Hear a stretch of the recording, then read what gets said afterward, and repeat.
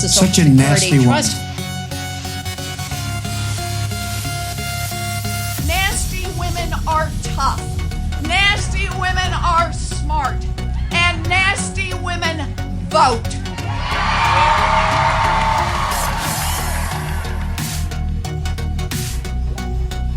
America is still a great country, and it is still worth fighting for. I'm not giving up, and neither should you. What's going on, everybody? Welcome to this week's edition of Nasty Women Nation. I'm Ray. We got Wendy here. We're from Houston. We got Dex and Katie joining us from Colorado Springs. We got Aaron in Austin. Thank you, ladies, for being here. Please say hello. Good morning. Afternoon. Hi. Evening, whatever. Good morning, good afternoon, whatever. That sums it up nicely.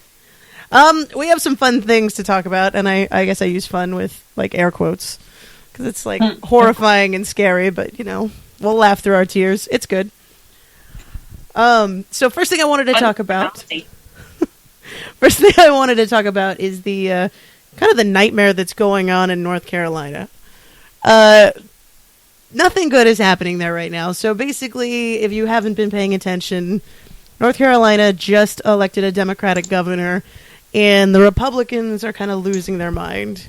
Basically, they are doing everything they can. I think they called a special session, and they are stripping the new governor of basically any power he's got coming into office.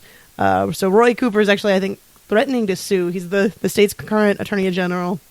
And, it's nothing as good as coming from this. Wendy, what are your thoughts? Well, basically, when Pat McCrory was elected quite some time ago, they increased his ability to hire at whim employees from 425 positions to 1,500 positions.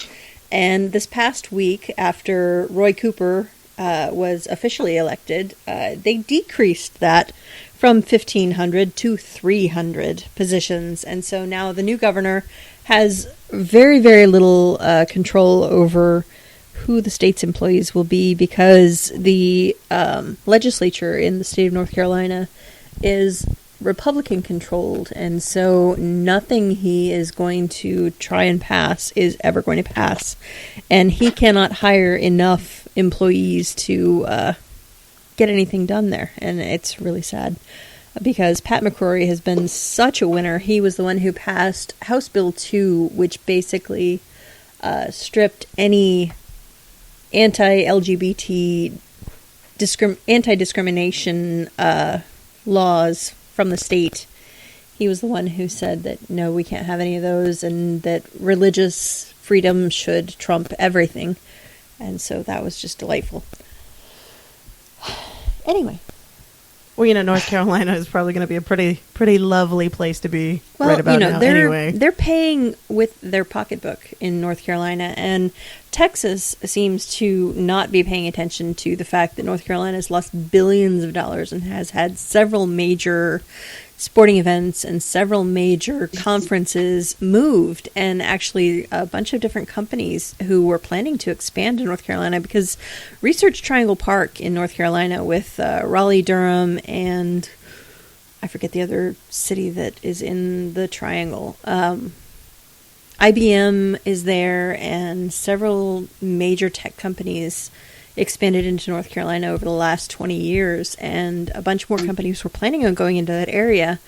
And once North Carolina passed these anti-LGBT laws, they said, no, we're not going to expand there. And it has actually costed the state several $billions. And Texas is well on their way to following in North Carolina's footsteps, because our Lieutenant Governor, Dan Patrick, is a terrible human being. A terrible human being, yes. But he's also proposed these things, and I went to an LGBT community forum on Thursday night, I believe it was, and we had 2 state representatives and 1 state senator at this forum, and also one of the directors of the Texas Association of Business. And she was saying how none of the actual legislators wanted to go along with anything that Dan Patrick has been proposing, but that he was just ramming this down everyone's throat for this next legislative session. And Texas actually their legislature only meets every other year, and it's for 140 days, and they're not allowed to pass anything for the first 60 days of that session. And so they basically try and form committees and figure out what they're going to do for the first 60 days, and then everything happens really fast there at the end of it. And I guess Dan Patrick and his guys, the last legislative session that we had, Wendy Davis famously had her filibuster over the abortion laws that were being passed here in Texas. And so they had to call another special session and override the filibuster that she managed to pull. And so this legislative session, he is cramming everything into the first voting session so that we can't have another people's filibuster like we did that time. And the legislators are actually really upset about it. So that's Texas for you. We're just like going around the whole East Coast slowly. Yeah, we're going to take turns. Oh, look, it worked really, really badly for North Carolina. Let's try it here and see if it works better. Well, there's also super special states in there, like, Mississippi and other... We're getting off the topic here, but that's okay. Well, and then we've got that asshat judge in, Mississippi who tried to block the verdict from the Supreme Court with Obergefell, and he has actually been removed from office, and he's fighting that right now. Roy Moore, I believe is his name, in Mississippi, and he's trying to get back in office, and I don't think that's going to happen, at least not right now. Let me throw the conversation over to Dex and Katie. What are your thoughts on, the Republicans basically... On the mess in North Carolina. The mess in North Carolina. That thing that we started talking about. Right. Where we talked about the downfall of civilization all across the country. Well, like Wendy was talking about with a lot of events moving away from North Carolina. I know, because I do Comic-Cons and stuff, I have a lot of my peers that normally would do one of the biggest cons in the country, which is Heroes Con, which is in Charlotte, North Carolina. And I know a lot of people that are now boycotting it because of HB2 and because of this mess here. And also, another thing that we hadn't touched on yet was the voting. What did they call it? Oh yeah, the voter suppression crap. So yeah, 3 years ago, McCrory signed the voter suppression law, basically making voter ID a requirement, ending same-day registration, cutting back on any kind of voting opportunities and any kind of early voting. They eliminated, and they actually had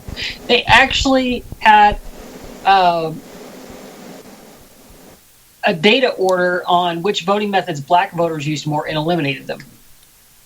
And that's that. I mean, like, the federal court actually said it targeted African Americans with the most surgical precision, and they struck it down. But it's going to take a while before that goes away completely, and if it ever does.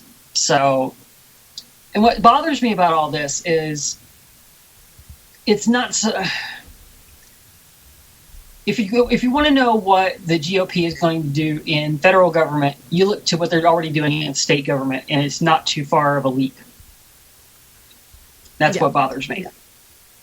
Because I could see Trump and his cronies and the GOP House and Senate doing everything they can to block any kind of democratic movements, any kind of democratic bills, anything like that, and or saying, hey, we're just going to declare war on everybody and keep Trump in power indefinitely, so you mean kind of like what they've been dragging their feet with everything that Obama has tried to do for the past 8 years. And exactly, yeah, only now they're going to be in the driver's seat and they're going to have the ability to block anything before it even gets started.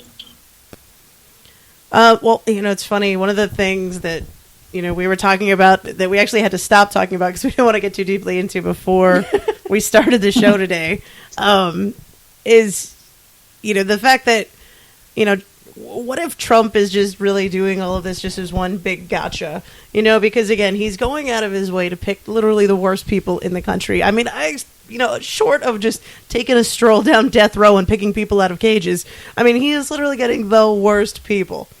But what if, he's just doing this to, I'm showing people that I can pick some of the worst people in the country. I'm letting the news media go through and showcase all of their worst traits, all of the things about them that make them so wrong for this position. And then at the end of the day, when it's time to finally swear him in, he's like, no, I'm good, guys. I don't want to do this after all, because he still hasn't stepped down really from all of his companies. He still has conflicts of interest left and right. And, it could just be one big gotcha, and then we're left with Mike Pence's America, which is terrifying. And we're also going to be left with a whole bunch of Trump voters that I don't even think they would know what to do at that point. They already don't know what to do. Yeah, listening to some of them melt down because of the stuff that he's already backing down on is relatively hysterical. But this is the GOP's reaction in North Carolina is the same damn thing that they've been doing for the last 8 years. It's this childish, unsupportive, un-American, I don't like what you're doing, and so I'm going to take my ball and go home. And it is amazing that grown men and women are behaving like this. It shouldn't be amazing, because this is, politics as usual for the last 8 years. But they're just coming up with any possible thing that they can do to make sure that they are still in power, instead of, the realization that, hey, it's supposed to be the people who are in power. And I think it'll be interesting to see if people finally figure that out. Unfortunately, in some cases, like North Carolina, they've already done so much damage to the voting rights that even if they figure it out, it's almost too late. Trying to get to a point where people's voices can actually be heard is not, it's going to be a long uphill climb back to where things should be the way they are. Well, and that's the thing. It's not even that they're taking their ball and going home. It's they're taking the ball and sitting on it in the middle of the court. We're not going to let anybody get anything done any which way. We're just going to sit here, and you guys are going to have to sit around us while nobody can do anything. Well, because what they really want to do is say that you can go without the ball and you go home. I'm going to stay here and play by myself. Yeah, and we saw that, when the this is Tea Party tactics, is what it is. That without a doubt, they did this when they shut the government down twice, because they were whiny piss babies about the budget and couldn't come to a compromise, and we're like, no, we're not gonna do any kind of partisan politics here. We're not gonna do any kind of, reaching across the aisle. And now, of course, they're all like, oh, well, you should reach across the aisle and be friends with us and let us do your shit. No thanks. And that seems to have become their standard policy now is, if you won't come to our side, then we're going to shut the government down. We're going to hold everything hostage. Yeah. And it's just insane. Because it worked the first time, because nobody smacked them about the head and shoulders like they really should have. Yeah. And been like, what are you doing? Let's vote them out of office. No, they were like, sweet, this works. Nobody fussed about it. Nobody, other than the Democrats. Now we can throw this little hissy fit and kick our feet in the middle of the floor, and the government's going to come around to our position because they have to in order to get anything done, because the federal workers and the civilians working for the DOD and our National Park Services are going to come to a grinding halt, and nobody's going to get paid because we're throwing a fit in the middle of the floor. But that whole not getting paid thing is really just the Trump way. Yeah, but so it's fine. It's not them not getting paid. I mean, these congressmen and these senators, they're still getting paid, and they're holding everyone else hostage. Yeah. Well, Erin, let me throw it over to you. What are your thoughts? Of course, I agree with you guys.